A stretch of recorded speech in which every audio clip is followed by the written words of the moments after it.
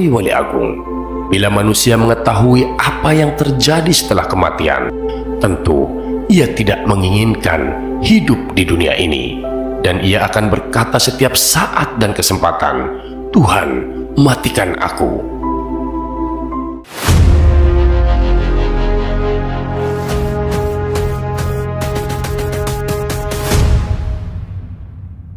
Bismillah, alhamdulillah.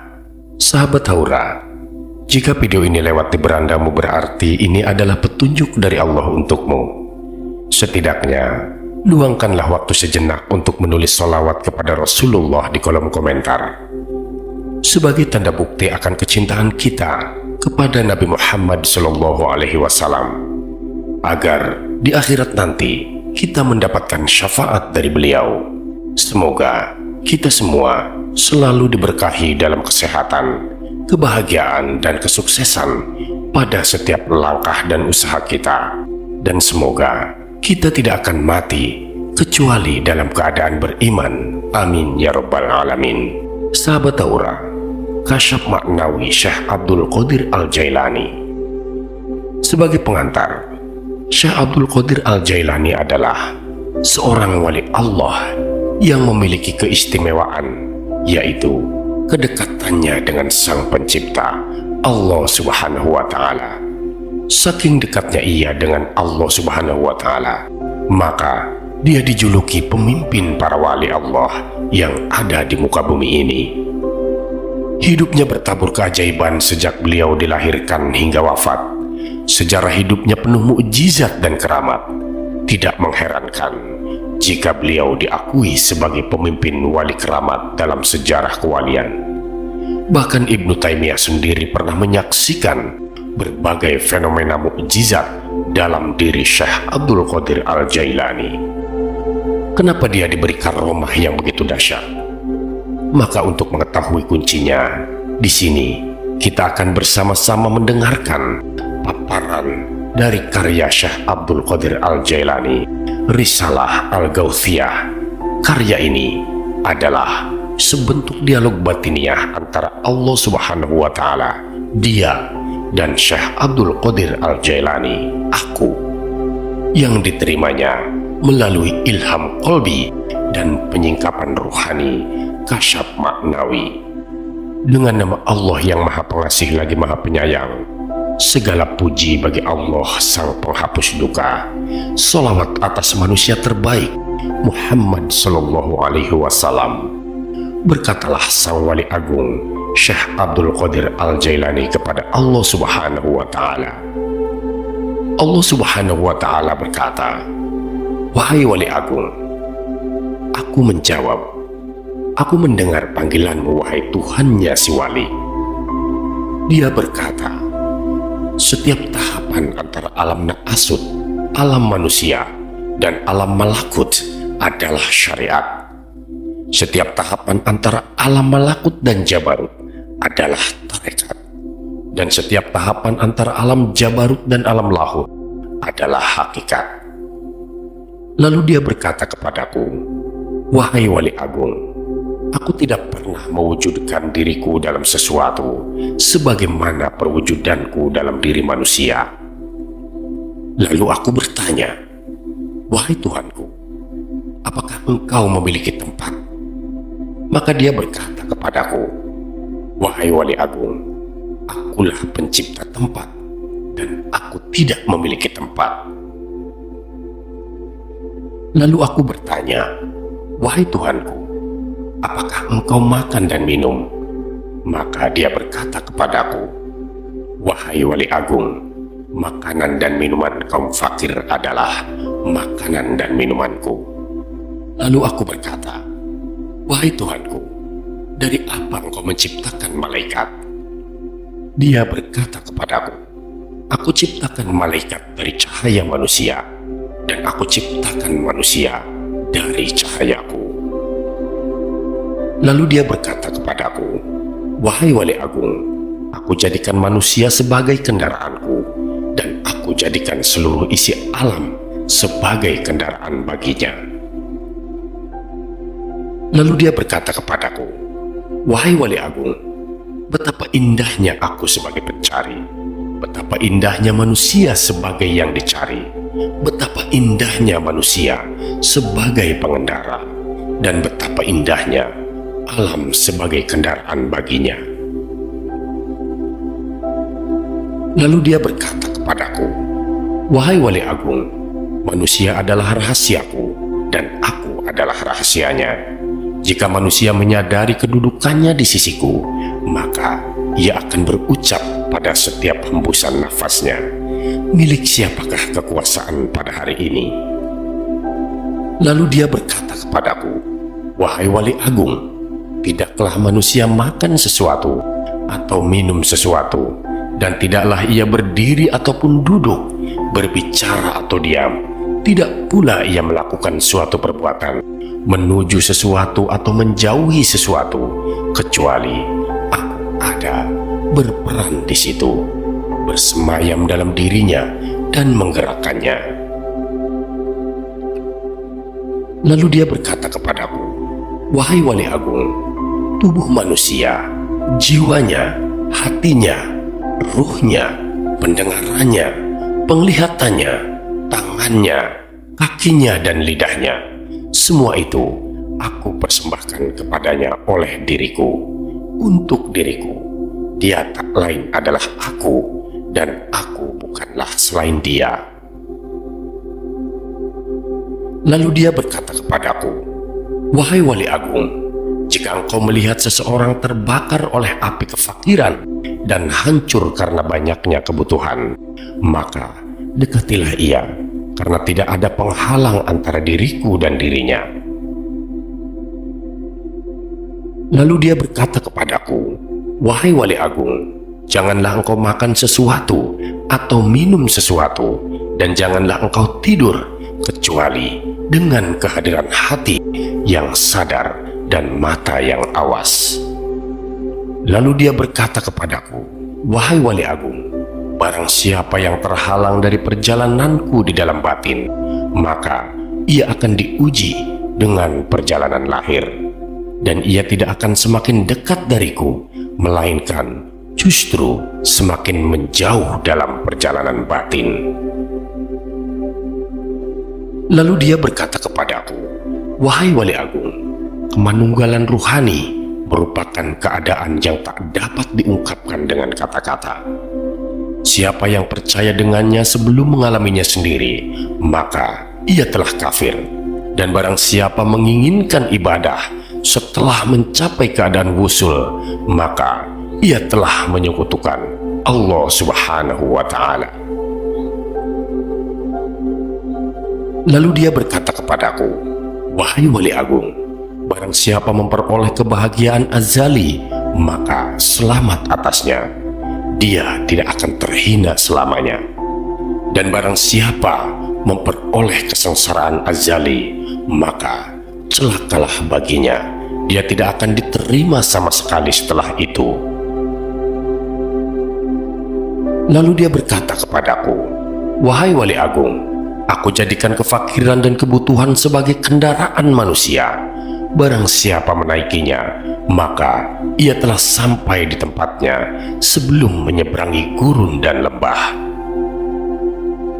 Lalu dia berkata kepadaku, 'Wahai Wali Agung, bila manusia mengetahui apa yang terjadi setelah kematian, tentu ia tidak menginginkan hidup di dunia ini, dan ia akan berkata setiap saat dan kesempatan, 'Tuhan, matikan aku.'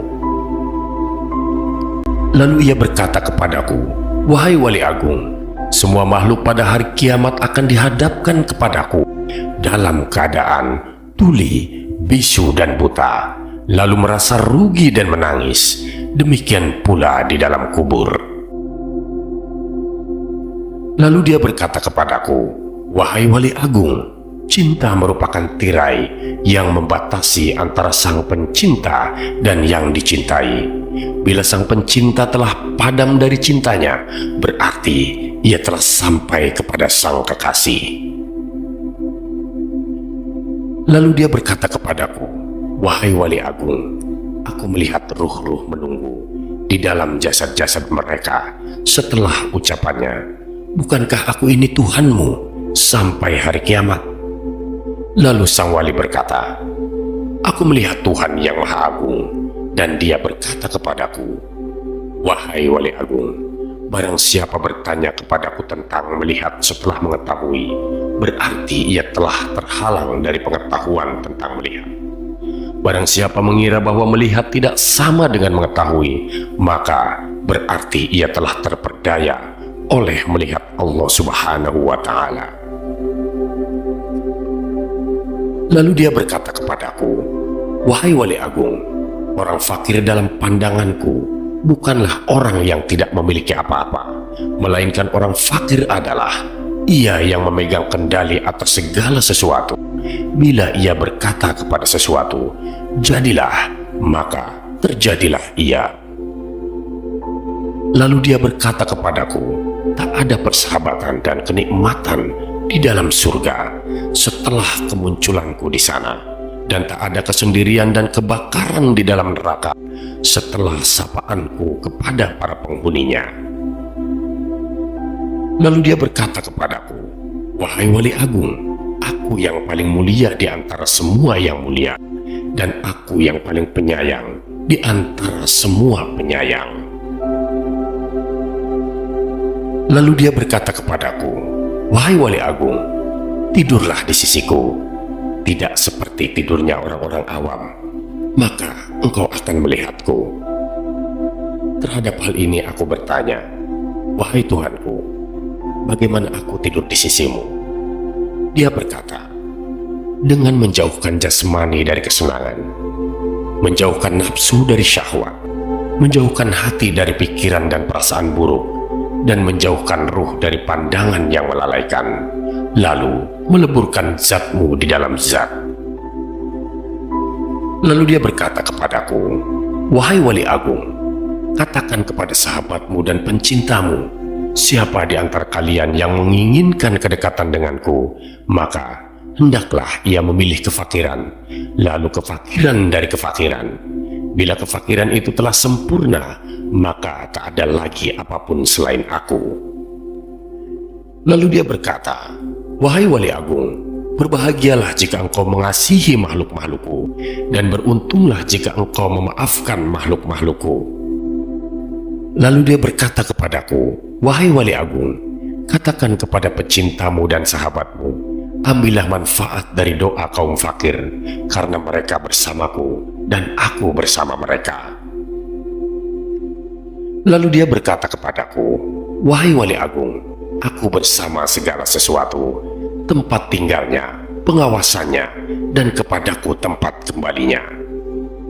Lalu dia berkata kepadaku, "Wahai wali agung, jangan peduli pada surga dan apa yang ada di sana, maka engkau akan melihat aku tanpa perantara, dan jangan peduli pada neraka serta apa yang ada di sana, maka engkau akan melihat aku tanpa perantara." Lalu dia berkata kepadaku, "Wahai wali agung, para penghuni surga disibukkan oleh surga, dan para penghuni neraka disibukkan olehku." Lalu dia berkata kepadaku, "Wahai wali agung, sebagian penghuni surga berlindung dari kenikmatan, sebagaimana penghuni neraka berlindung dari jilatan api." Lalu dia berkata kepadaku, "Wahai wali agung, barang siapa disibukkan dengan selain aku, maka temannya adalah sabuk, tanda kefakiran pada hari kiamat." Lalu dia berkata kepadaku, "Wahai wali agung, orang-orang yang dekat mencari pertolongan dari kedekatan, sebagaimana orang-orang yang jauh mencari pertolongan dari kejauhan." Lalu dia berkata kepadaku, "Wahai wali agung, sesungguhnya aku memiliki hamba-hamba yang bukan nabi maupun rasul, yang kedudukan mereka tidak diketahui oleh siapapun dari penghuni dunia maupun penghuni akhirat, dari penghuni surga ataupun penghuni neraka, tidak juga malaikat Malik ataupun Ridwan, dan aku tidak menjadikan mereka untuk surga maupun untuk neraka, tidak untuk pahala ataupun siksa, tidak untuk bidadari, istana maupun pelayan-pelayan mudanya, maka Beruntunglah orang-orang yang mempercayai mereka meski belum mengenal mereka.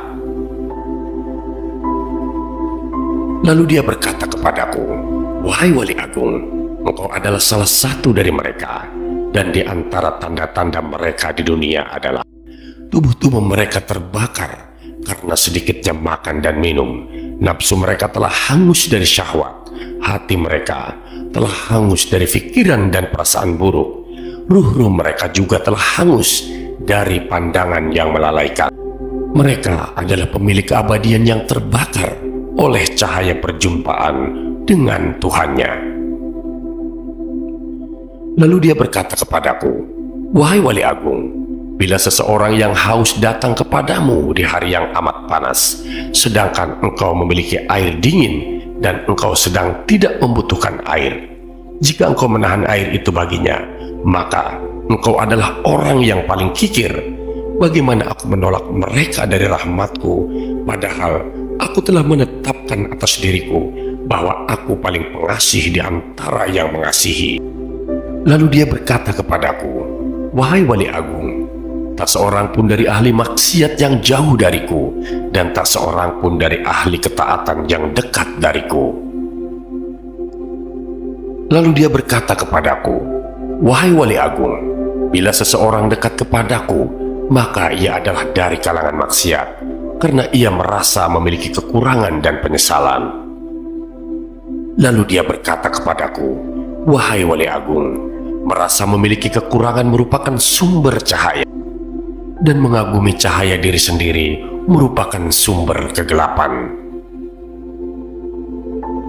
Lalu dia berkata kepadaku, "Wahai Wali Agung, ahli maksiat akan tertutupi oleh kemaksiatannya, dan ahli taat akan tertutupi oleh ketaatannya, dan aku memiliki hamba-hamba selain mereka yang tidak ditimpa kesedihan maksiat dan keresahan ketaatan."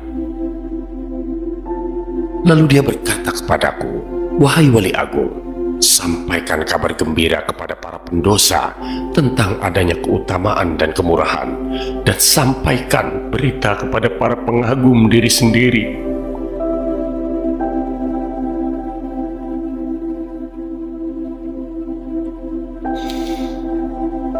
Lalu dia berkata kepadaku, "Wahai Wali Agung, sampaikan kabar gembira kepada para pendosa tentang adanya keutamaan dan kemurahan, dan sampaikan berita ini kepada para pengagum diri sendiri tentang adanya keadilan dan pembalasan."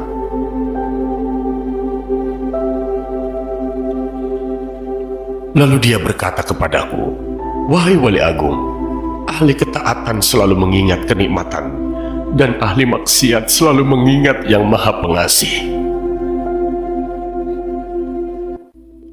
Lalu dia berkata kepadaku, "Wahai Wali Agung, aku dekat dengan pelaku maksiat."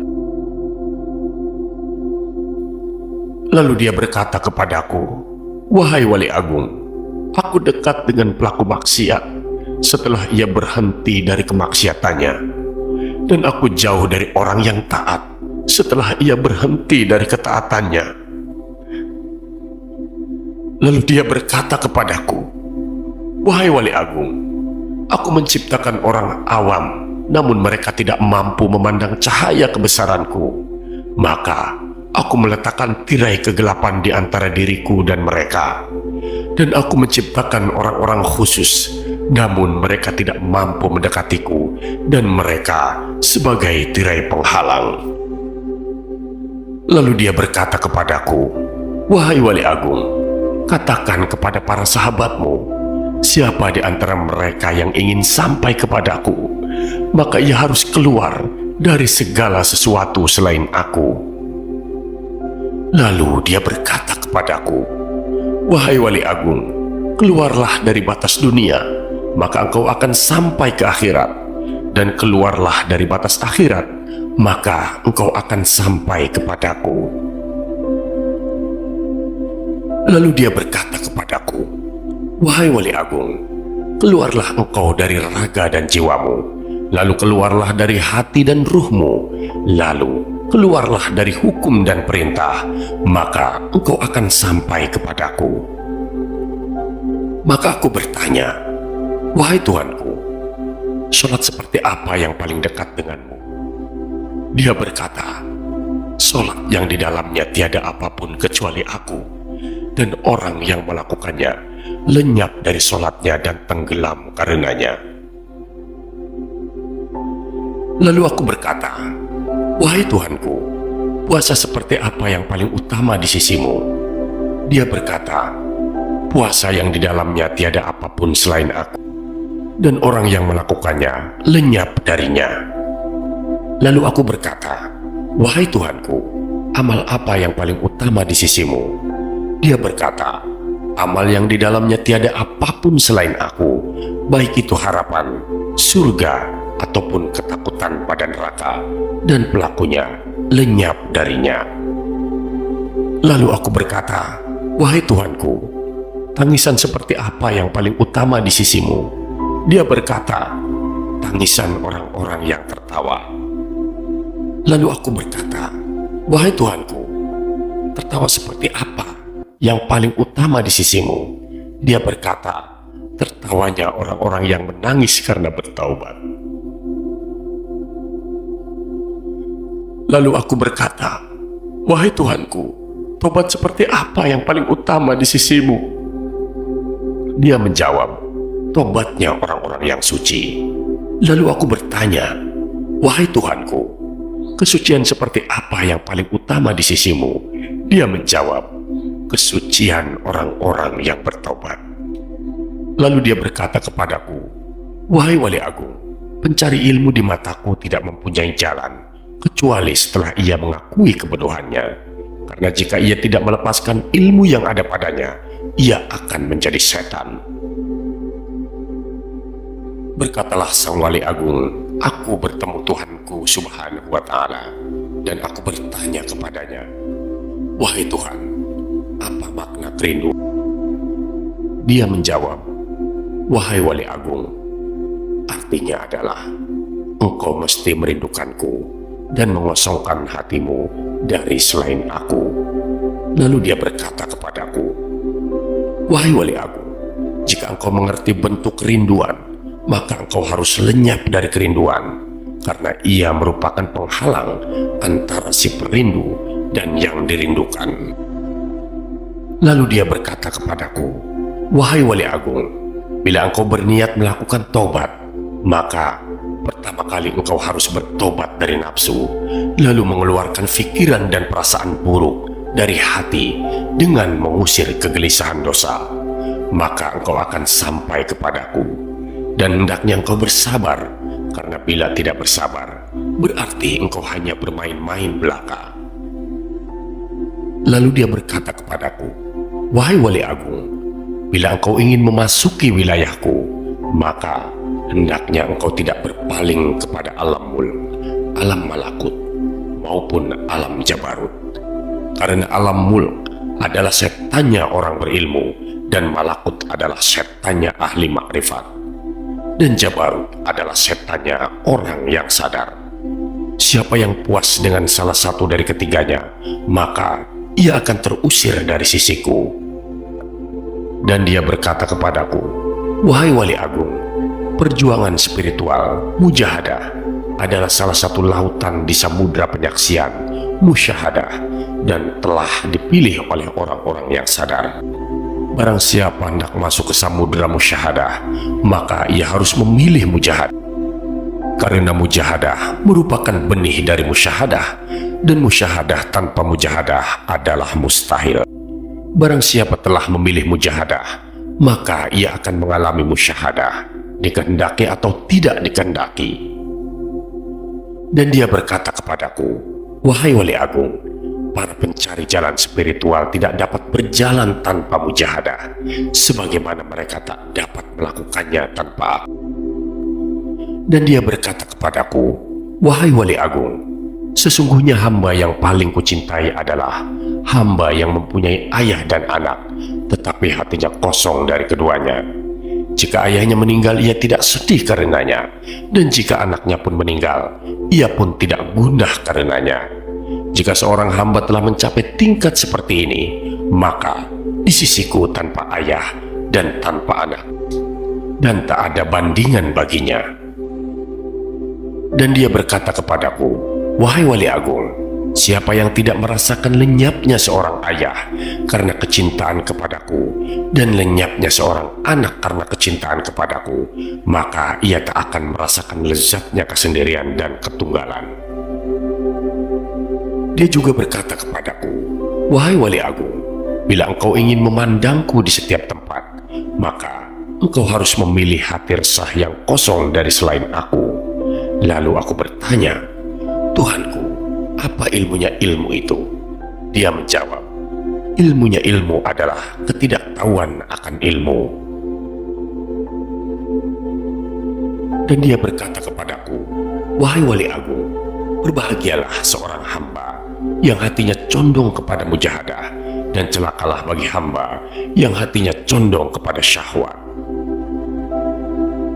Lalu aku bertanya kepada Tuhanku Allah Subhanahu wa Ta'ala tentang Mi'raj. Dia berkata, "Mi'raj adalah naik meninggalkan segala sesuatu kecuali aku. Dan kesempurnaan Mi'raj adalah pandangan tidak berpaling dan tidak pula melampauinya." Quran Surat 53 ayat 17. Lalu dia berkata kepadaku, "Wahai Wali Agung, tidak ada solat bagi orang yang tidak melakukan Mi'raj kepadaku." Lalu dia berkata kepadaku, "Wahai Wali Agung, orang yang kehilangan solatnya adalah orang yang tidak Mi'raj kepadaku." Wallahu a'lam. Terima kasih sahabat sudah menyimak video ini sampai dengan selesai. Semoga bermanfaat bagi kita semua. Saya doakan sahabat semua dimasukkan ke surganya Allah. Amin ya rabbal alamin. Nantikan kembali konten-konten penuh hikmah dari channel kami. Jangan lupa untuk subscribe dan menyalakan lonceng notifikasinya. Salam cinta dari Haura Studio, di mana sebuah nasihat tak sebatas didengar, namun diresapi oleh jiwa. Wassalamualaikum warahmatullahi wabarakatuh.